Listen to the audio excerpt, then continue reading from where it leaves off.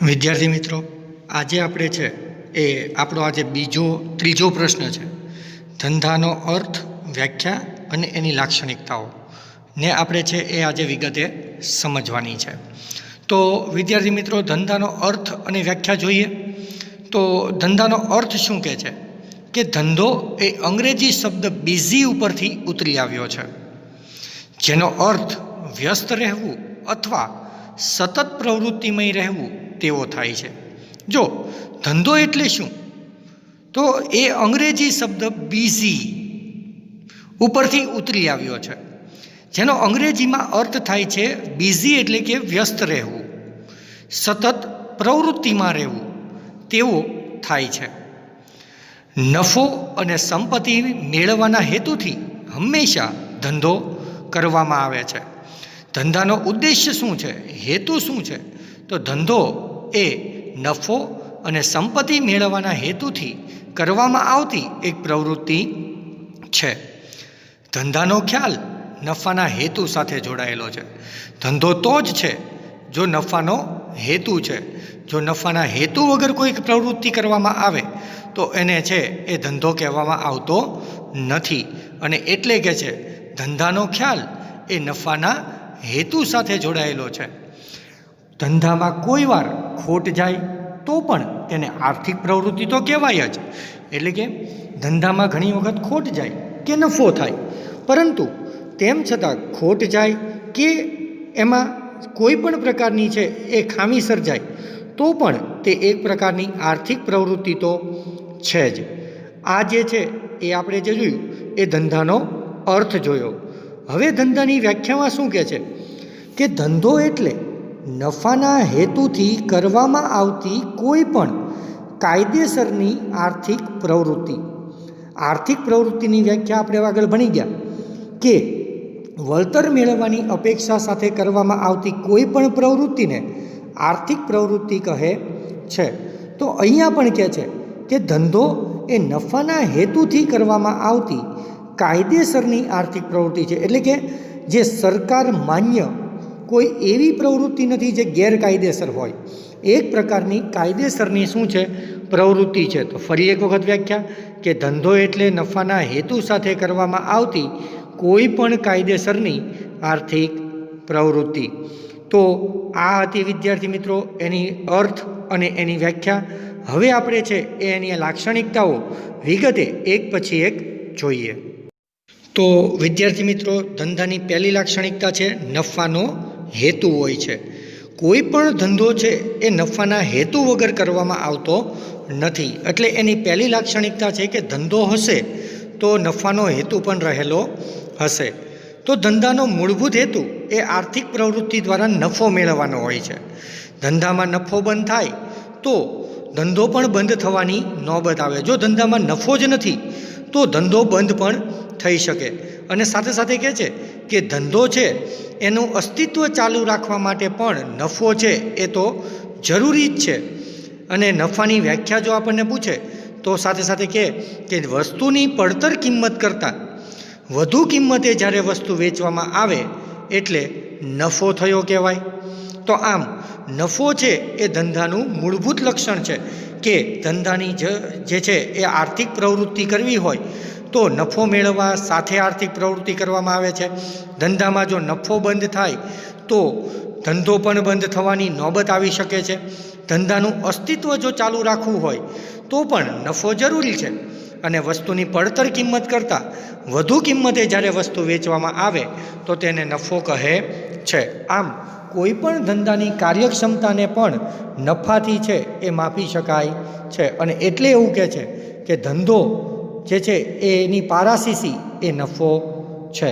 તો આમ પહેલી એની લાક્ષણિકતા છે એ છે ધંધો એ નફાનો હેતુ ધરાવે છે. ત્યારબાદ બીજી લાક્ષણિકતા છે કે વસ્તુ અને સેવાનો વિનિમય હોય છે. કોઈ પણ ધંધાની અંદર વસ્તુ કે સેવાનો છે એ વિનિમય એટલે કે વેપાર હોવો જરૂરી છે. તો કહે છે કે વસ્તુ અને સેવાનું ઉત્પાદન કરી અથવા ખરીદીને તેનું વેચાણ કરવામાં આવે એટલે વસ્તુ કે સેવાનો વિનિમય.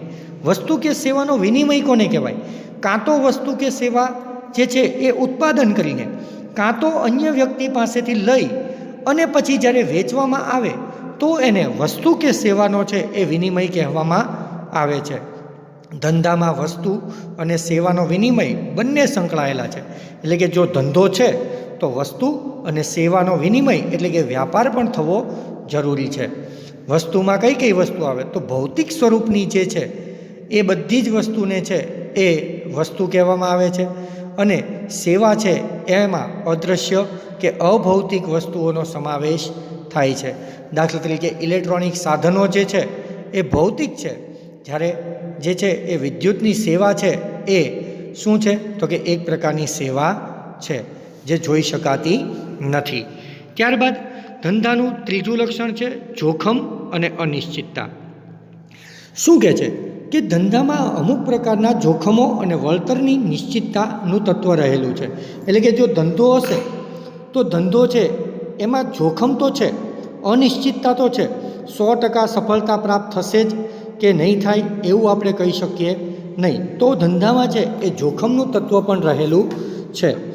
જોખમ કયા પ્રકારના હોય તો જોખમો બે પ્રકારના હોય, માનવ સર્જિત અને જે છે એ કુદરતી. તો માનવ સર્જિતમાં જોઈએ તો આપણે કુદરતી માનવ સર્જિતની અંદર કર્મચારીની હડતાલો છે, હુલ્લડ છે, લૂંટફાટ છે, ચોરી છે, ગ્રાહકોની પસંદગીમાં ફેરફાર છે, માંગમાં ઘટાડો છે, લોકોની રુચિ ટેવ વગેરેમાં ફેરફાર છે, વળી ટેકનોલોજીમાં પરિવર્તન છે. આ બધા જ જોખમો છે એ માનવ સર્જિત છે. જ્યારે કુદરતી જોખમોની વાત કરીએ તો સુનામી, ધરતીકંપ, વાવાઝોડું વગેરે છે એ કુદરતી જોખમો છે. આ ઉપરાંત અનિશ્ચિતતા એટલે શું? ઘણી વખત જોખમોની છે એ ધંધાની આવક ઉપર પણ અસર વિપરીત એટલે કે ખરાબ અસર થતી હોય છે, અને આ જોખમને કારણે ઘણી વખત આપણને ધંધામાંથી મળતું વળતર પણ અનિશ્ચિત બની જાય છે. તો આમ કહે છે કે ધંધાનું ત્રીજું લક્ષણ છે એ જોખમ અને અનિશ્ચિતતા પણ વર્ણવી શકાય. ત્યારબાદ ચોથું લક્ષણ છે તૃષ્ટિગુણનું સર્જન કરવું. કોઈ પણ ધંધાની અંદર વસ્તુ અથવા સેવાની ઉપયોગિતા દ્વારા તેનો વપરાશ કરનારને સંતોષ આપવો એટલે તૃષ્ટિગુણનું સર્જન. બરાબર. તૃષ્ટિગુણ કોને કહેવાય કે જ્યારે કોઈ વસ્તુ કે સેવાનો ઉપયોગ કરવાથી જે ઉપયોગ કરનાર છે એને એ વાપરવાનો સંતોષ પ્રાપ્ત થાય તો એને તૃષ્ટિગુણ કહેવાય. તૃષ્ટિગુણ પણ 3 સ્વરૂપના હોય છે. એમાં સ્વરૂપ તૃષ્ટિગુણ, સ્થળ તૃષ્ટિગુણ અને સમય તૃષ્ટિગુણ એમ 3 રીતે તૃષ્ટિગુણ હોય છે. તો સમય તૃષ્ટિગુણ, સ્વરૂપ તૃષ્ટિગુણ અને સ્થળ તૃષ્ટિગુણ કોને કહેવાય?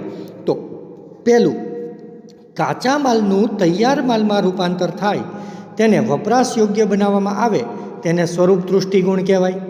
એટલે કે એક સ્વરૂપમાંથી બીજા સ્વરૂપમાં જ્યારે વસ્તુ પરિવર્તિત થાય, બરાબર, અને એનો ઉપયોગ કરવા માટે એ છે એ સક્ષમ બને તો એને સ્વરૂપ તૃષ્ટિગુણ કહેવાય, કારણ કે સ્વરૂપમાં ફેરફાર થયો. એવી જ રીતે માલના ઉત્પાદન સ્થળેથી ઉપભોક્તા સુધી લઈ જવામાં આવે તો તેને સ્થળનું તૃષ્ટિગુણ કહેવાય. અને માલની જરૂરિયાત ન હોય ત્યારે તેનો સંગ્રહ કરી જરૂરિયાત સમયે તે માલ પૂરો પાડવામાં આવે, જે સમયે જરૂરિયાત હોય એ સમયે પૂરો પાડવામાં આવે તો તેને સમય તૃષ્ટિગુણ કહે છે. ત્યારબાદ પાંચમી એનું લક્ષણ છે પ્રવૃત્તિનું સાતત્ય. ધંધામાં જે છે એ વ્યવહારો હંમેશા નિયમિત અને સતત હોવા જોઈએ. કોઈ પણ ધંધો છે એ વિશ્વાસ ઉપર ચાલે છે, પરિણામે ધંધામાં વ્યવહારો છે એ નિયમિત થવા જોઈએ અને સતત કન્ટિન્યુઅસ થવા જોઈએ. જો એ વ્યવહારો નિયમિત નથી થતા, રોજે રોજ નથી થતા, તો એ ધંધો કહેવાશે નહીં. ધંધો એ તો સતત ચાલતી આર્થિક પ્રવૃત્તિ છે. વેપારી જે છે એ નફાના ઉદ્દેશ્યથી ખરીદ વેચાણની પ્રક્રિયા સતત કરે છે. જો એક વખત ખરીદ વેચાણની પ્રક્રિયા કરે તો પાછું એ ધંધો નથી, પણ આ પ્રવૃત્તિ છે એ સતત થતી હોવી જોઈએ, એટલે કે પ્રવૃત્તિનું સાતત્ય જળવાતું હોવું જોઈએ. પરંતુ ઉત્પાદક કે વેપારી પોતાના રહેવા માટે મકાન બનાવે અને ત્યારબાદ મકાનના વેચાણમાંથી નફો મેળવે તો પણ તેને ધંધો ન કહેવાય, કારણ કે તેના માટે મકાનની લેવેચ એ નિયમિત કે સતત પ્રવૃત્તિ નથી. જો મકાન માલિકે મકાન બનાવ્યું, હવે એ મકાન વેચી દે છે, તો એ ધંધો નથી. પણ જો એ ઘણા બધા મેકાનો વેચી લે વેચ કરતો હોય અથવા ભાડે આપતો હોય તો એ ધંધો કહેવાય. કારણ કે એમાં જે એ પ્રવૃત્તિ સતત થશે, બરાબર, નિયમિત રીતે થશે. મકાનની લે વેચ એ કાયમ માટે કરતો હોય તો પાછો એનો ધંધો છે, પણ આ તો એણે રહેવા માટે બનાવ્યું અને પછી એ અન્ય વ્યક્તિને આપે છે કે વેચે છે, તો એ ધંધો નથી. અને ટૂંકમાં ધંધો એ સતત ચાલતી પ્રવૃત્તિ હોય તો જ એને ધંધો કહેવાય. એક વખત થાય તો એને ધંધો કહેવાય નહીં. ત્યારબાદ એનું છઠ્ઠું લક્ષણ છે કે નાણાંની જરૂરિયાત. ધંધા માટે તેની શરૂઆતથી અંત સુધી નાણાંની જરૂરિયાત તો રહેલી જ છે.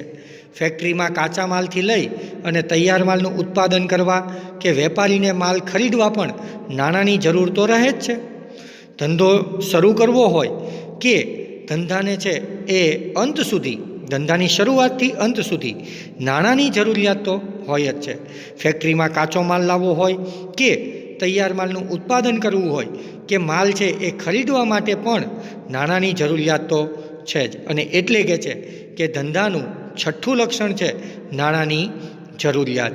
ત્યારબાદ એનું છેલ્લું લક્ષણ કે પોતે એક આર્થિક પ્રવૃત્તિ છે. તો ધંધો એ નાણાંના ઉપાર્જન દ્વારા નફો મેળવવાના હેતુથી કરવામાં આવતી એક આર્થિક પ્રવૃત્તિનો ભાગ છે. ટૂંકમાં કહીએ તો આર્થિક પ્રવૃત્તિ કોને કહેવાય?